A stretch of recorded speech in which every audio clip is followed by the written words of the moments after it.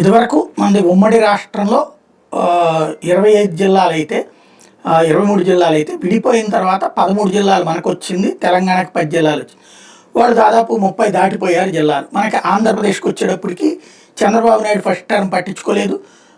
తర్వాత జగన్మోహన్ రెడ్డి అధికారంలోకి వచ్చాక 26 జిల్లాలు చేశాడు. పార్లమెంట్ నియోజకవర్గాన్ని ఒక జిల్లా కింద చేస్తూ ఒక అరకు ప్రాంతాన్ని మాత్రం ఇంకొక జిల్లాని యాడ్ చేస్తూ టోటల్గా 26 జిల్లాలు చేశాడు. అంటే 13 జిల్లాలు 26 జిల్లాలైనవి.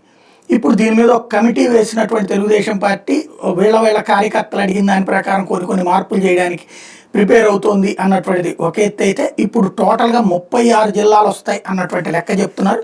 ఇది ప్రస్తుతం ధృవీకరణ కాదు, కేవలం సర్క్యులేట్ అవుతున్నటువంటిది. తెలుగుదేశం సర్కిల్స్లోనే సర్క్యులేట్ అవుతున్నది. టోటల్గా 32 కొత్త జిల్లాలు, వాటి పరిధిలోకి వచ్చే నియోజకవర్గాలు పలాస, అంటే జిల్లాల పరంగా పలాస, శ్రీకాకుళం, పార్వతీపురం, విజయనగరం, విశాఖపట్నం, అరకు, అనకాపల్లి, కాకినాడ, రాజమండ్రి, అమలాపురం, నరసాపురం కూడా ఒకటి జిల్లా కిందకి, అట్లాగే ఏలూరు, మచిలీపట్నం, విజయవాడ, అమరావతి, గుంటూరు, బాపట్ల, నరసరావుపేట, మార్కాపురం, ఒంగోలు, నెల్లూరు, గూడూరు, తిరుపతి, చిత్తూరు, మదనపల్లి, హిందూపురం, అనంతపురం, ఆదోని, కర్నూలు, నంద్యాల, కడప, రాజంపేట జిల్లాలు అవుతాయి టోటల్గా అన్నటువంటిది.